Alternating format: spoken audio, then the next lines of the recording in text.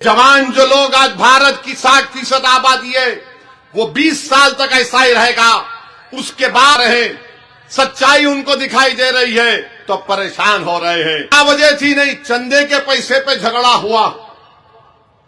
कश्मीर का मुसलमान आप बोलते कश्मीर भारत का टूट हिस्सा है और रहेगा इंशाअल्लाह। मगर जब कश्मीर उन्होंने सच को खत्म करके झूठ को आम कर दिया, बजाय उसके के लोगों में एतमाद पैदा हो। भारत के नौजवानों में बीजेपी की सरकार ने गैर यकीनी कैफियत को पैदा कर दिया। मैं सुन रहा था राज्यसभा की मोदी की तकरीर को। मोदी कह रहे थे कि पूरे विश्व में, दुनिया में जितने ममालिक हैं उनकी आबादी बूढ़ी हो रही है और हमारे मुल्क की आबादी जवान है। काश को उठकर पूछता मुल्क के वजीर आजम से कि अगर इस मुल्क की आबादी 60% 40 साल से कम उम्र की है तो आपने इनके लिए क्या नौकरी का इंतजाम किया, इनको क्या स्किल सिखाया आपने इन लोगों को। क्योंकि ये बात सच है कि पूरी दुनिया में अगर कोई नौजवान मुल्क है तो भारत है। मगर हम जिसको अंग्रेजी में बोलते हैं इस डेमोग्राफिक डिविडेंड का कैसे इस्तेमाल कर रहे हैं। ये जवान जो लोग आज भारत की 60% आबादी है वो 20 साल तक ऐसा ही रहेगा। उसके बाद भारत की 12% आबादी 133 करोड़ आज है, उसका 10% देख लो जो ज़ईफ और बूढ़ी हो जाएगी। कितना महंगाई होगी, कितना खर्चा उन लोगों के लिए करना पड़ेगा, इसका हम सोचते नहीं है। बजाय उसके क्या बोलते, मुसलमान इतनी आबादी बढ़ रही, मुसलमान बच्चे पैदा कर रहे। जालिमों, 2021 तक मुसलमानों की आबादी स्टेबलाइज हो जाएगी। इस मुल्क में कभी भी मुसलमानों की आबादी हमारे हिंदू भाई बहन की आबादी से आगे नहीं जाएगी। अब बात इनको समझ में आ रही कि 25-30 साल के बाद इस मुल्क की आबादी बूढ़ी होगी। तो आरएसएस के मोहन भागवत बोल रहे कम से कम 3 पैदा करो, खुद तो नहीं करे अलग बात है वो। चंद्राबाबू नायडू बोल रहे 3, उन्होंने 1 पे रुक गए।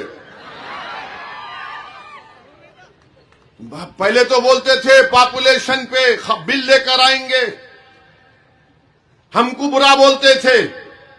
मगर अब अंदाजा हो गया कि अगर एक मुल्क की आबादी ज़ईफ होगी तो किस तरह उसके उस मुल्क पर असर पड़ता है। क्योंकि कोई इंतजाम हम किए ही नहीं। कल तक गाली मुसलमान को देते थे, अब आदादो शुमार उनको नजर आ रहे, सच्चाई उनको दिखाई दे रही है तो परेशान हो रहे हैं। हम पूछना चाहते हैं वजीर आजम से कि इस 60% आबादी का क्या कर रहे हैं आप। तो आरएसएस वाले बोलेंगे इनको गौरक्षक बना दिए हम, इनको हम जहां कहीं भी कोई ईसाइयों का त्योहार होगा वहां पर धावे लगा मार देंगे कि मजहब तब्दील किया जा रहा है। आप बताइए, ओडिशा में बीजेपी की जब से सरकार बनी है, एक ईसाई पादरी है, उसको पकड़कर क्रिसमस के वक्त उसके मुंह में गोबर डालकर, उसके सर पर सिंदूर लगाकर, उसके गले में जूतों का हार डालकर उसके गांव में उसको फिराया गया। क्या कसूर है उसका कि वो ईसाई है? मोहम्मद मकानदार एक लड़के का नाम है, बंगाली बोलने वाला, मॉब लिंचिंग कर दी गई। गाड़ी में जा रहा, गाड़ी में उतार के मारे उसको।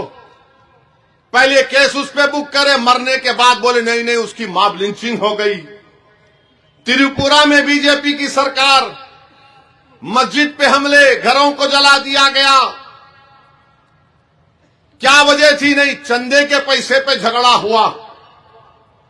कश्मीर का मुसलमान निकलकर गरीब सामान बेचने आता है तो वहां पर बच्चे का, एक नौजवान बच्चे का सर फोड़ दिए, वीडियो बनाकर बोलते नारा लगाओ।